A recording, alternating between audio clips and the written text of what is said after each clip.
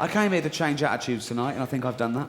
I want to leave you with something now to show that knowledge is power. It's a true story, actually. And we were talking earlier about third world sweatshops, and they really are awful places. And there's women and children that are abused, and they literally get a few pence an hour, and it's for big conglomerate companies to make billions of pounds. And I was shopping with a friend of mine a couple of years ago. His name was Rob, and he had a sudden death in the family, and he had to get a suit for the funeral. And he was in a band, and he was on the dole. He didn't have a suit to his name. We went to these sort of cheap places in Oxford Street, and one bloke said, "Oh, I've got a lovely suit, £29. And I thought, what is this going to look like? I couldn't wait for him to have to buy the suit.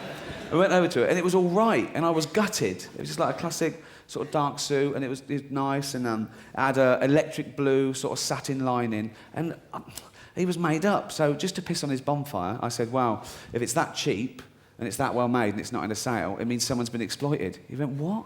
I went, "Yeah, it's awful. It's like women and children exploited, and you'd just be adding to the problem, right?" And he didn't buy it. And he went and sold a guitar at Record and Tape Exchange and bought a suit for 150 quid. And I felt bad, but then I thought, well, I was probably right. If, you know, they probably have used like really awful, cheap labour. And so just by doing that, and even though it's one person's little change, if everyone changes it, then we can all, do you know what I mean, make a difference. Still, 29 quid though. It's all right, isn't it? He also told the one about the boy who cried wolf. A boy looking after his sheep, gets a bit bored. It is boring. Just making sure you got probably tiring as well, because if you're counting them, you're probably getting a bit drowsy, aren't you? Anyway, so gets a bit bored. Nothing to do here in the Bible. Anyway, so a long time ago, and he goes, it was just a Monday. That's the worst, isn't it? And he's just bored, and he goes, "I know what. I'll have a laugh." And he goes, "Wolf, wolf, wolf, wolf." And the villagers come up and goes, "Where's the wolf?" They go, "No, there's no wolf." He goes, "Oh, you fool." So the next day, he thinks, well, that worked a treat, I'll do that again. He goes, "Wolf, wolf, wolf. Where's the wolf this time?" Still no wolf. "Oh, yeah, oh." Third day, there really is a wolf. And he goes, "Wolf, wolf, wolf, wolf, wolf." But the villagers don't come because they don't believe him. And we were told the moral of that is, never tell a lie. No, it isn't. The moral of that is never tell the same lie twice.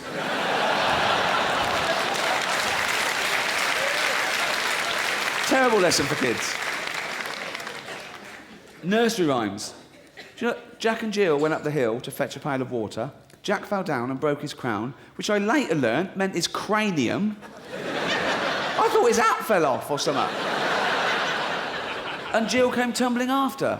And that is a true fable of the time, of I think the 16th century, about two illicit lovers who used to go up to the hill, out of the sight of the villagers, and have it off behind their spouse's back.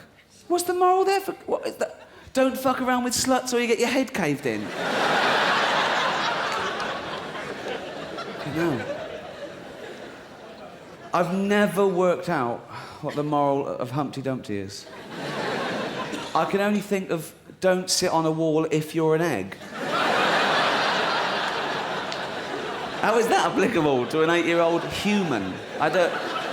You in there go, well, what's the moral there? Oh, don't sit on a wall if you're an egg. What? Of course I wouldn't. What do you mean, if you're an egg? It's not going to happen, is it? What? Are there eggs reading that going, I'm just going to jump up there? Fucking hell. Good job. Oh, God.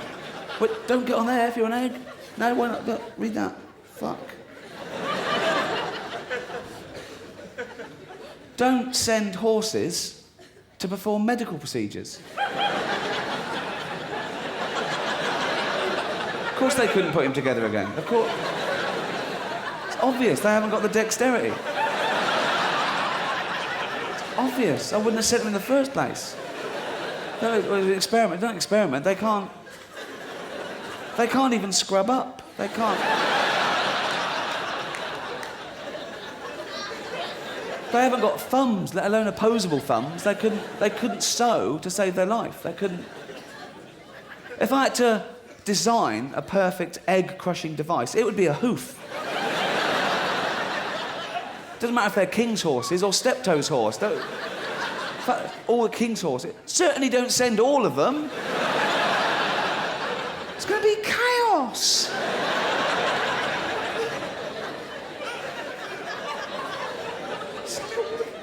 What if we'd have been invaded by France that day? Bloke comes running to the bloke in charge. He goes, "You in charge of all the king's horses and all the king's men?" "Yeah." "Well, the French are coming." "What? Where are all the king's horses and all the king's men?" "The French are coming to Dover. They're quick. Where are they?" "The egg." "What? What? The egg." "What are you talking about?" "I sent them to mend an egg." Are you fucking mental? Are you mental?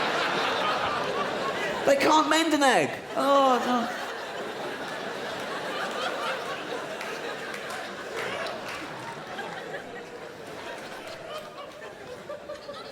Also, I only know that he is an egg from pictorial evidence. And he is clearly an egg. An egg thing. An egg with eyes. Things, right? And trousers. But that's not mentioned in the whole thing. That would be the first thing I'd mention. Never mind. I'd go, once, right, there was an egg that could climb walls.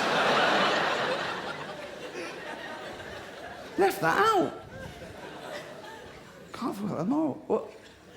If your surname is Dumpty, don't call your firstborn Humpty. He's already an egg. Like, that's not enough of a stigma. How's the baby? It's an egg. It's just an egg. Oh, really? What are you going to call it? Humpty Dumpty? Well, don't make it worse. Don't... That is a wind-up, that. Just call him Johnny or something. Just put a balaclava on him. Just say the worst they get is Fatty Johnny. Humpty Dumpty, the egg. He's going to get the piss ripped out of him. He's probably jumped off the wall.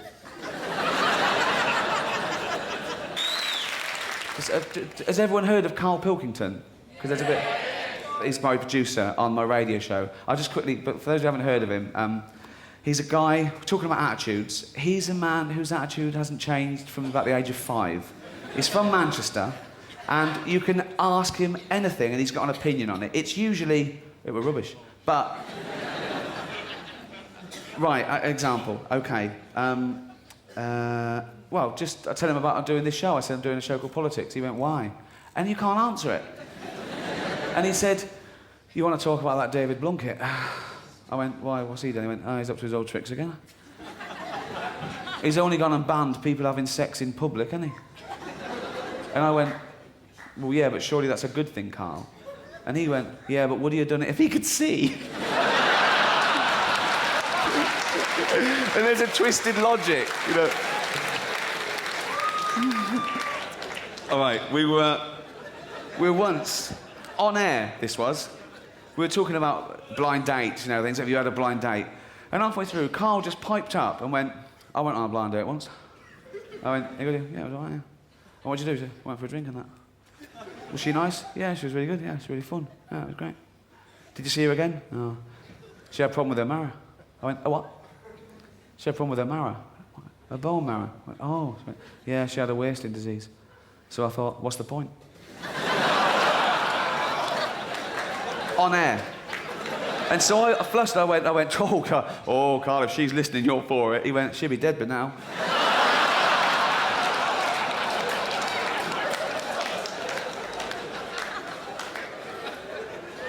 Unbelievable. I'll just tell you one more before I go. One more, right? This was last year, during Wimbledon week. Again, on air, he said, "Did you watch any of Wimbledon last night?" I went, "No." What was it? "They let some little wheelchair fellas have a go on centre court." Little wheelchair fellas. No irony, right? And I went, "Oh, right, yeah. Any good?" He went, "No, they're rubbish." I went, "Why?" He went, "They couldn't get a rally going." And I went, "Well, Karl, to be fair, they're in chairs on grass." He went, "Don't put it on telly then." And I'm on air. And I went, "Oh, wow." I said, "Everyone's entitled to be, you know." "Well, yeah. Well, let them do something they can do then." And I went, foolishly, I went, "Like what?" And he said, swing ball. Thanks very much. Good night. Thank you. Thank you. Thank you.